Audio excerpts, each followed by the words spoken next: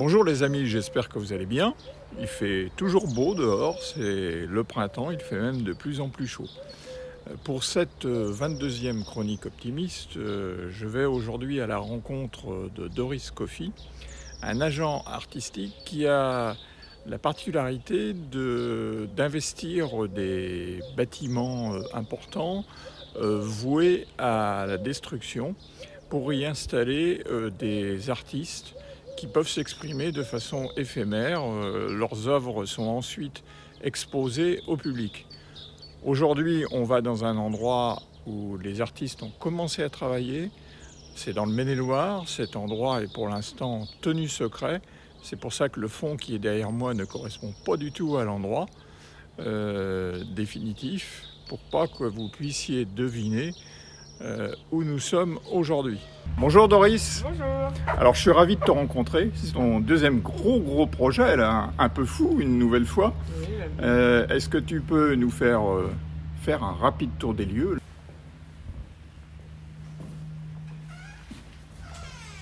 Et voilà, à partir de là, du coup, d'autres artistes. Donc il y a un artiste qui est venu la semaine dernière, du coup, qui a commencé et qui revient la semaine prochaine pour finir. La future salle de danse, qui pour l'instant est la salle de remise en forme, mais qui sera réservée après aux danseuses, évidemment. Ici, il y aura le futur shop pour la vente des prints ou des badges, tout ça pour des artistes. Et à partir de là, les deux couloirs sont réservés pour les studios. Donc il y a 15 petits studios de 30 mètres carrés. Donc on peut aller en visiter un. On va passer là. Donc là, c'est l'artiste de PNH Doodle qui a commencé, qui revient aussi pour finir.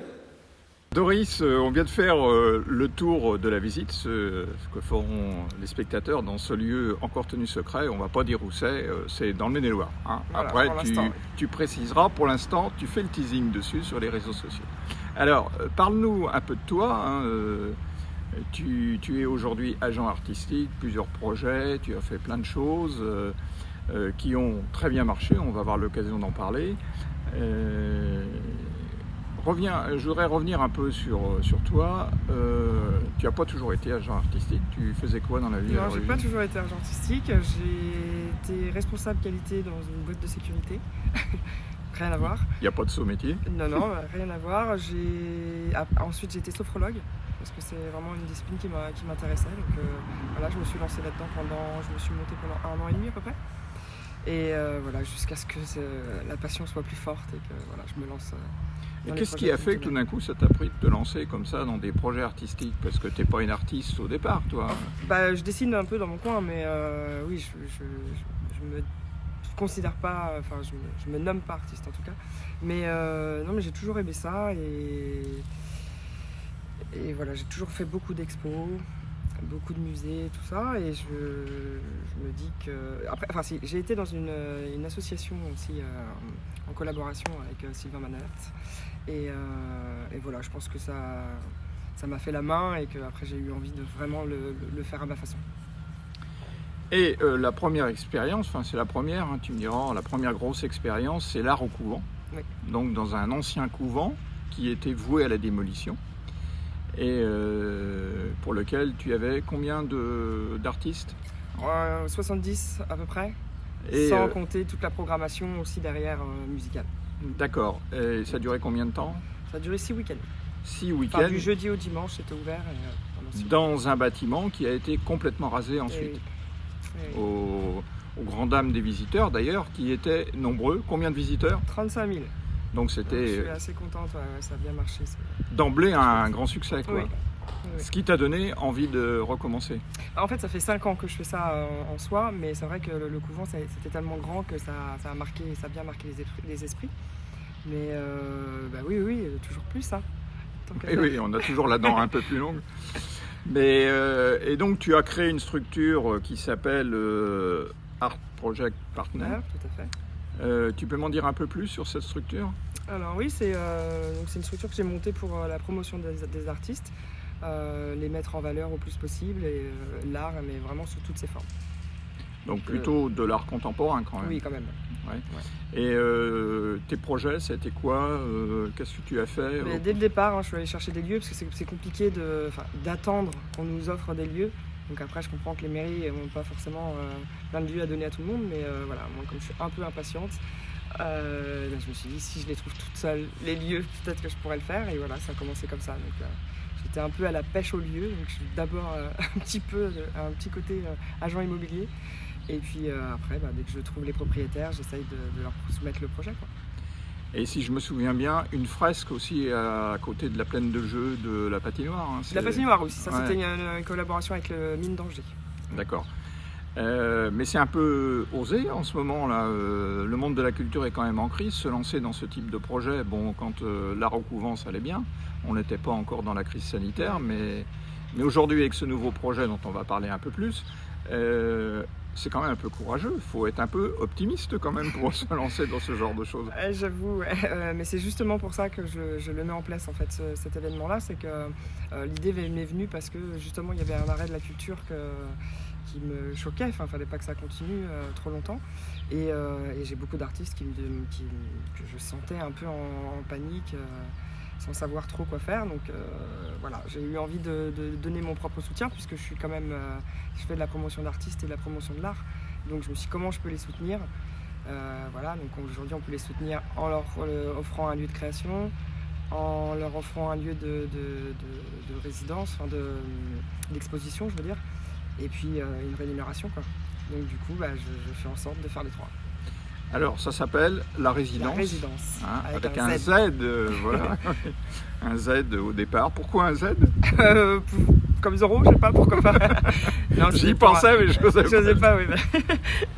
Non, plus pour se démarquer, Z, parce qu'on va être plusieurs, parce que voilà, plein de... Alors, c'est pas tout à fait comme l'art au couvent.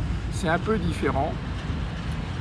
C'est un peu une colloque en fait. Ouais, c'est ça. Alors c'est un peu le même esprit, c'est-à-dire que je ramène plein de disciplines différentes. Mais là, je leur laisse la possibilité de créer sur place, donc et de dormir sur place. Vraiment qu'ils s'imprègnent, qu'ils prennent le temps de faire les choses. Et pas juste je fais ma peinture ou mon truc et je repars. On prend bien le temps ensemble en plus. Donc au moment où les gens sont un peu isolés, chacun un peu dans leur coin, voilà, je trouve que c'est ça bien de pouvoir les rassembler et de les unir ensemble. Donc ils vont pouvoir créer 24 heures sur 24. Ah en fonction des horaires de chacun. Ouais. On s'est bien connu, les artistes dorment pas. Donc... là, détrompe-toi, ça se couche pas trop tard et ça se lève très tôt. Ah, quand même. Donc ouais. Non, ils sont tellement motivés en fait que voilà, ça leur fait vraiment du bien. Alors quand même des différences avec, en dehors de ça, avec l'art au couvent, la création d'un studio, hein, c'est ça, d'un studio d'enregistrement. Ouais, alors déjà la différence c'est la taille. Oui. Ici c'est bien plus petit, il y avait 2000 m² au couvent, ici il y en a, j'ai envie de dire mais c'est déjà énorme, il y a 600 m². Donc déjà ça change la formule, c'est-à-dire que là j'ai vraiment choisi les personnes qui vont être là, alors qu'au couvent j'avais la possibilité de laisser la place à beaucoup plus de monde. Là c'est un peu plus restreint. Et oui, j'avais envie cette fois-ci inclure les musiciens et les danseurs, ça, beaucoup plus que comme je faisais avant. Je les incluais aussi avant, mais c'était plus sous forme d'animation. Ils étaient dans ma programmation en fait. Alors que là, je crée, il y a une salle de danse et je crée aussi un studio où on va pouvoir composer et enregistrer. Alors, une résidence ouverte au public, bien sûr. Après, oui. À partir de quelle date? Dès qu'on pourra. Des fois, j'ai pas de date, je suis comme Ah vous. oui, c'est tes contraintes avec la crise sanitaire, c'est-à-dire que tu peux pas ouvrir tout pendant que Non. Donc là, pour l'instant, on en profite justement pour vraiment prendre ça comme un lieu de création. Donc pour l'instant, c'est pas gênant qu'on puisse pas ouvrir au public. Et puis dès que j'ai la date, c'est parti. C'est parti comme l'art au couvent. Exactement. À mon avis, tu auras plein de monde, surtout que c'est facilement accessible. Hein, donc ça ne devrait pas poser de Oui, et puis là, je suis contente des artistes que j'ai choisis. Ça va être, je pense que ça va te plaire. Ouais, c'est encore mieux. Mais tu sais faire le teasing sur les réseaux sociaux. Je te fais confiance, il n'y a pas de souci. Oui, le teasing en plus sera fait parce que là, il y a un réalisateur qui collabore avec moi sur ce projet-là. Et donc, lui, justement, on va pouvoir introduire la résidence par son œil. Donc Ouais. voilà, on est en train de préparer ça, mais il y aura au moins une vidéo par semaine. Moi, je vais m'occuper des stories comme je continue là, mais lui, une fois par semaine, voilà, on pourra, le public pourra s'immiscer grâce à lui. Et alors, on est dans le même contexte que l'art au couvent, c'est-à-dire dans un bâtiment qui sera rasé. Donc Et oui, c'est malheureusement, une expo d'art éphémère. c'est toujours éphémère. Et combien de temps? Bah, ça va un peu dépendre de la date à laquelle on va pouvoir ouvrir. J'espère l'avoir jusqu'en septembre, parce que la démolition est prévue que fin d'année ou début d'année prochaine, je crois. Donc, D'accord. j'espère. Et toujours avec le même partenaire là dans l'histoire. Alors oui, c'est Podelia, toujours, oui. Comme dans l'art au couvent. Exactement. Donc, l'histoire a bien marché. On avait fait un test à l'art au couvent. Voilà, il a l'air d'être content du résultat. Donc il est content de pouvoir aussi offrir ça. Et puis il est content aussi de pouvoir offrir à ce moment-là pour la culture et les artistes. Alors on rappelle qu'Opodelia, c'est un bailleur social Oui. qui donc a des lieux comme ça qui vont être réutilisés pour construire de l'habitat social. C'est ça. Ici, plutôt des pavillons. Mais Location-accession, ça. ouais, un pavillon en accession à la propriété. Ouais. Mais il n'y a pas un moment où ils vont te trouver quelque chose où tu peux rester à demeure pour faire une résidence J'aimerais bien. Après, Podelia, c'est pas forcément son rôle, lui, c'est plus son Ouais. rôle de partenariat. Après, c'est plus les mairies où Ouais. tu peux lancer un petit appel. Bah, profites-en, c'est l'occasion. Non, je pense que c'est plus les mairies qui pourraient être intéressées par un lieu fixe comme ça, pérenne, où ça puisse tourner à l'année. Ouais. Parce que ça permettrait d'impliquer plus les publics, les enfants et tout ça. Je voulais le faire ici, mais c'est temporaire. Alors on peut parler de quelques artistes qui n'étaient pas justement dans l'art au couvent, qui font des choses un peu pour allécher le spectateur. Oui, bien sûr. Là, je suis assez contente de pouvoir avoir 3 internationales. Donc Isaac, là, qui est du Pérou. J'en ai un autre qui arrive de Abidjan. Et puis le dernier de Chypre.